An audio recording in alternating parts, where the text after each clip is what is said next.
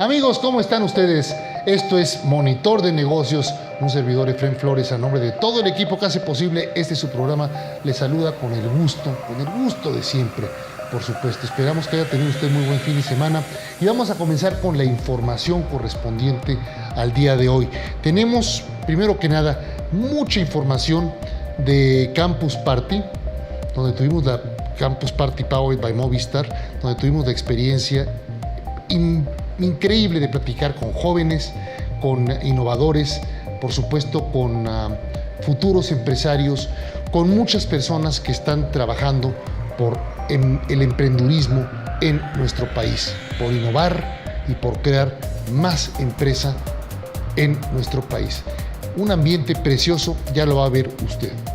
Y también tuvimos la oportunidad, por supuesto, de realizar una entrevista sobre temas económicos y financieros para usted, que la dejamos simplemente como sorpresa, el tema. Ya verá usted de lo que se trata. Esto y mucho más para ustedes aquí, el día de hoy, en Monitor de Negocios.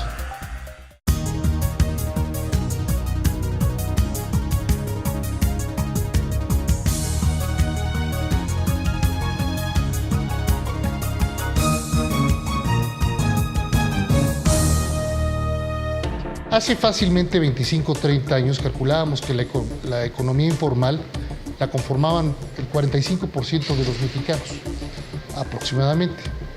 Nos quedamos verdaderamente impactados en días recientes cuando el presidente de la República nos dio a conocer que prácticamente el 60%, números redondos, 60% de la población mexicana vive a través de la economía informal. Es un número verdaderamente impactante, escabroso. Muy bien dicho por parte del gobierno, pero ahora hay que resolverlo. Está con nosotros el doctor Sergio Martín Moreno. Él es economista en jefe de Grupo Financiero HSBC aquí en México. Le damos la más cordial bienvenida. Muchas gracias por la invitación. Gracias, Sergio. Terrible, ¿no? El número.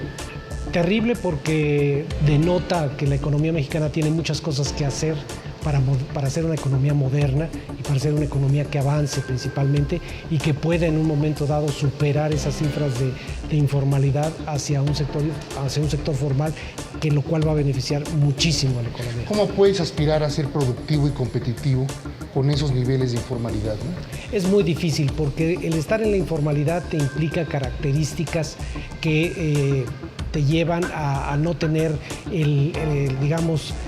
la posibilidad de adquirir créditos, de tener tecnología, de poder tener entrenamiento, o sea, capacidades de talentos educativos para poder ser competitivo en el ramo en que te encuentres, el poder acceder, como decía yo, a créditos que te den potencial para crecer más allá si tu producto o tu actividad es demandada, ¿no? De ser proveedor, por ejemplo, de otras empresas grandes que sí sean formales, ¿no?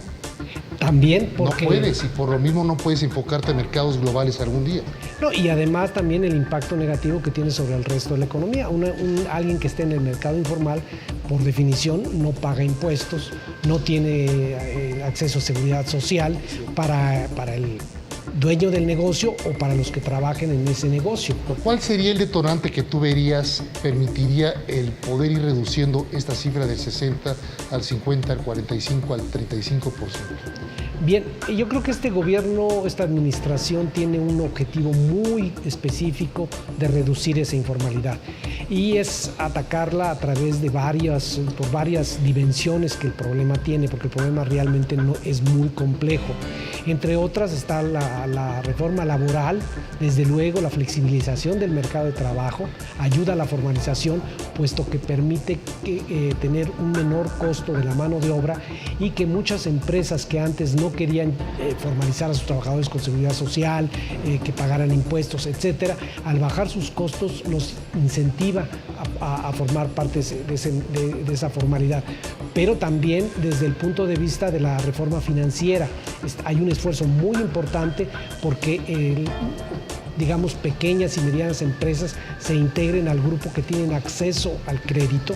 Que los paquetes o algo, ¿no? Exactamente, entonces de esa manera que vayan creando una historia crediticia y que puedan enseñar balances para que los bancos confíen en que van a recobrar lo prestado, etcétera, etcétera. Es decir, hay toda una estrategia en la reforma financiera, pero así también en la parte de seguridad social, que se va a anunciar en unos días la reforma de seguridad social, que también de alguna manera incentiva, por otro lado, a la gente a pagar impuestos y a pertenecer al sector formal, dado que eso te va a dar acceso a una pensión, te va a dar acceso al sistema de salud, a la red del sistema de salud, etcétera. Es decir, tienes toda una serie de beneficios que van a ayudar en ese sentido. Hay un esfuerzo muy dirigido, muy polifacético para incentivar la formalización del mercado de trabajo.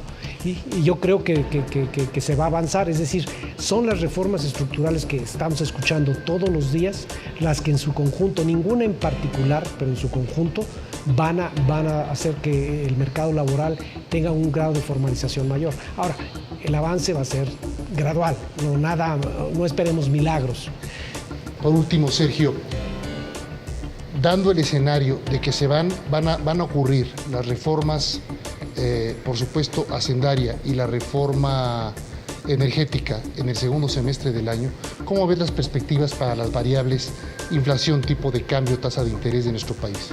Bueno, mira, simplemente con estas reformas, y no solamente estas dos reformas, es todo el cúmulo de reformas que ya traemos y que ahorita están en proceso también en este verano, que es muy caliente en términos de generación de reformas, todo eso va a dar un mejor país. Y un mejor país, ¿cómo se refleja que vamos a tener un mejor país? Vamos a tener un tipo de cambio más fuerte, porque el tipo de cambio es el reflejo de lo que es una economía, es el espejo de una economía, y siendo una mejor economía, siendo un mejor país, siendo un país más moderno, con más instituciones, tiene que reflejarse en un tipo de cambio más fuerte, digamos. Vamos a tener unas tasas de interés también más bajas, no más bajas que en este momento, porque en este momento son muy bajas, pero digamos que más bajas desde el punto de vista histórico, tomando en cuenta una parte del ciclo normal de la economía, ¿sí? Porque estamos en un ciclo donde se está intentando impulsar a la economía, eventualmente va a tener que haber un incremento de tasas, pero digamos que no coyunturalmente, pero estructuralmente tenemos que tener tasas de interés más bajas, porque nuestro riesgo país también va a ser menor. Y la inflación ya lo estamos viendo, es decir, no tenemos que esperar a más reformas. Ya la inflación ya está más cerca de 3 que más cerca de 5 como... 0% esta primera quincena. Exactamente, y te lleva a la inflación de una inflación que ya se sabía que iba a ser alta en mayo de 4.7, te la lleva a 3.5 y probablemente este año y el siguiente la inflación esté más, como decía yo, más cerca de 3% que de 5% lo que teníamos hace 3-4 años. ¿Y tu tipo de cambio? ¿Calculado? El tipo de cambio, como decía yo, es un tipo de cambio fuerte. El tipo de cambio fuerte, digamos que es un tipo de cambio que está arriba de 12 pesos, pero también menor de 13 pesos. Es decir, es un rango muy amplio para hablar en los mercados financieros, pero desde un punto de vista fundamental te estaría reflejando que la economía mexicana va a tener un tipo de cambio que va a ser competitivo, que te va a permitir que junto a mayor productividad seas competitivo y al mismo tiempo estés teniendo la facilidad de que los mexicanos podamos consumir adecuadamente productos importados, no en exceso, sino simplemente a un tipo de cambio que va a ser mucho más accesible. Y exportar al mismo tiempo también. Y exportar al mismo tiempo, que esa es la característica de la economía mexicana, que además de todo no depende del tipo de cambio para exportar.